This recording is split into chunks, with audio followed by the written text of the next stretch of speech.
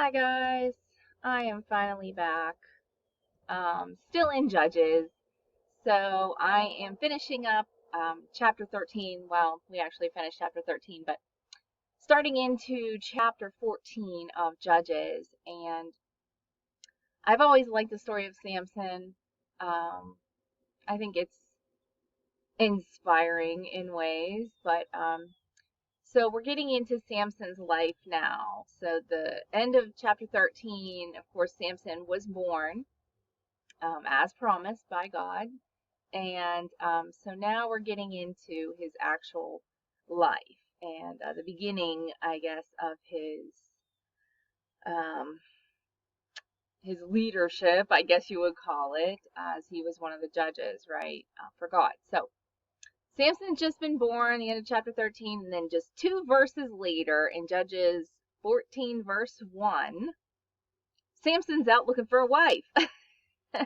That went quick, right? And so in Judges 14, verse 2, he's asking his parents to go get her for him.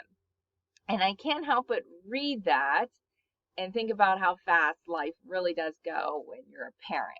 I know I'm not the only one who feels this way. And when you're young and you first have a baby and you're just like, oh, this doesn't go fast at all, right? What are they talking about? But you blink your eyes and your kids are teenagers, right? So I just thought it was funny. Just 2 verses, he's born, and 2 verses later, he's looking for a wife. So, but that's really what it feels like when your kids are getting older, as mine are. So, just feels like a blink of an eye. But so one day they're being told of the promise of a son, and the next he's asking for their blessing in marriage, right? Well, something like that. Samson wasn't exactly asking, he was demanding, go get this woman for me. And of course, she was a foreign woman. Samson was seeking a woman from the enemy's camp, the Philistines. Um, the Philistines were the ones who were Israel's enemy, God's people's enemy. They were oppressing Israel, and Israel was under their hand at this point. So they were oppressing God's people, but God's people did intermingle with them, even though God had forbidden marriage with foreign people at this point in time. So Samson's parents try to talk him into a nice Hebrew wife, as is fitting, but he just demands that they get this Philistine woman for him. And so he wasn't overly concerned with what anyone thought about his choice, and that went for his parents and for God, neither of which would have really put their blessing on this, I don't think. But the Bible tells us something really crazy about Samson's wife choice. It tells us that God himself was behind it. And that kind of makes you go, right? Like you're reading through the Bible and you're expecting everything to be wonderful, and then all of a sudden you read a verse that just totally wrecks everything you thought, right? So we got to look at that. We got to look at that and we got to see why. Hadn't God told his people repeatedly that they were not allowed to marry foreign women? He had. He had told them that on many occasions prior to this. So what is happening here? We need to look at Judges chapter 14, verse 15. It says this: his father and mother did not know that it was from the Lord, for he was seeking an opportunity against the Philistines. At that time, the Philistines ruled over Israel. So this verse is curious. It begs some questions at the very least. His parents didn't know what was from the Lord.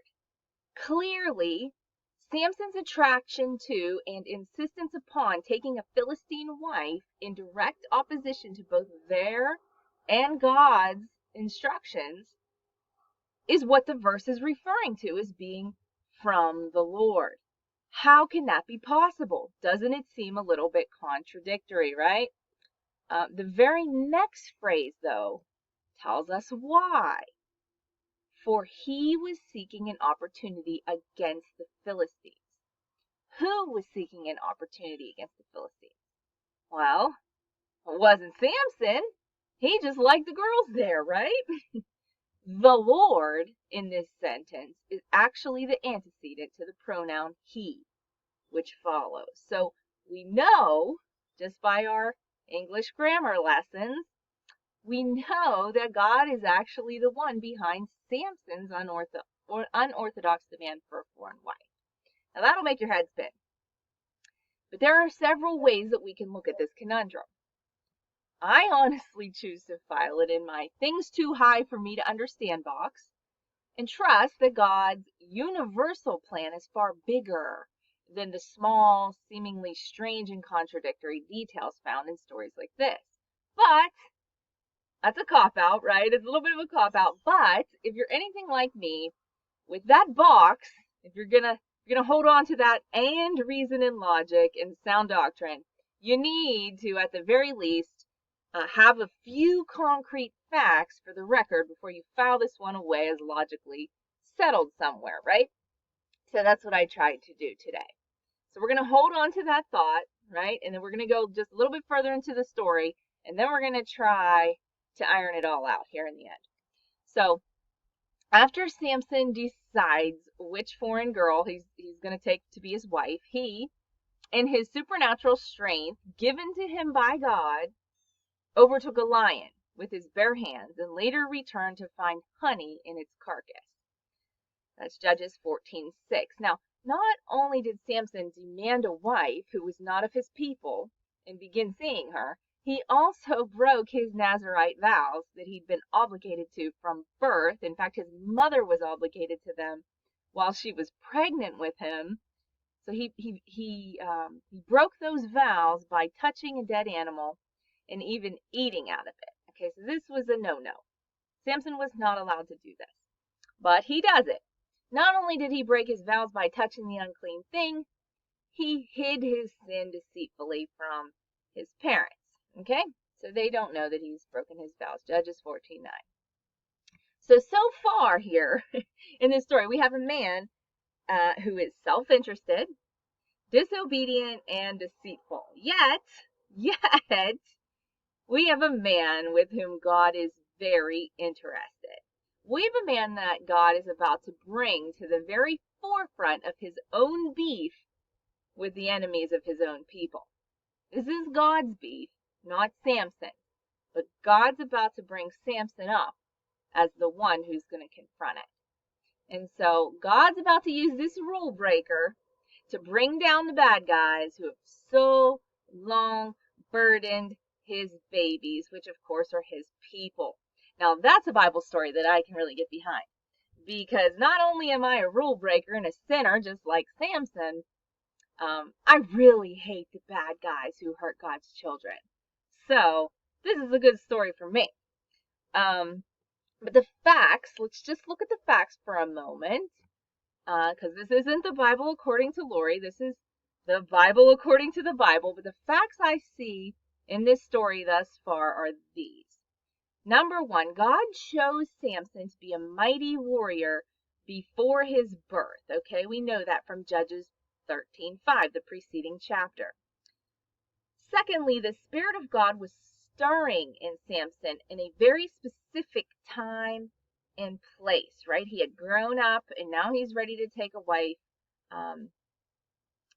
But Judges chapter 13 in verse 25, we see the beginning of the stirring of God's Spirit in him as he's grown. And that, the Spirit of God stirring in him, that God-initiated action, Samson didn't do that. God did that. God stirred his own spirit in Samson. That God-initiated action led to Samson's subsequent actions, including the strong desire and insistent demand for a wife from among those who were the enemies of God, Judges 14:1-3, which we just went through. And all of this was just setting stage for what and how God was going to use Samson in the grand scheme against his enemies as a mighty warrior. Okay? Now, that doesn't erase Samson's shortcomings. He certainly had quite a few of those. He was angry, he was prideful, he was disobedient. Like, let's just list them, right? But not one of us can look at ourselves and say those things don't exist either. So, okay, this is where we are. So we can look at this and say that God wanted Samson to sin, but I don't really think that's the point, and I don't really know that it's wise. I think here what we can deduce is that God wanted Samson to act, and so God merely brought about the circumstances that he knew would generate a response from Samson.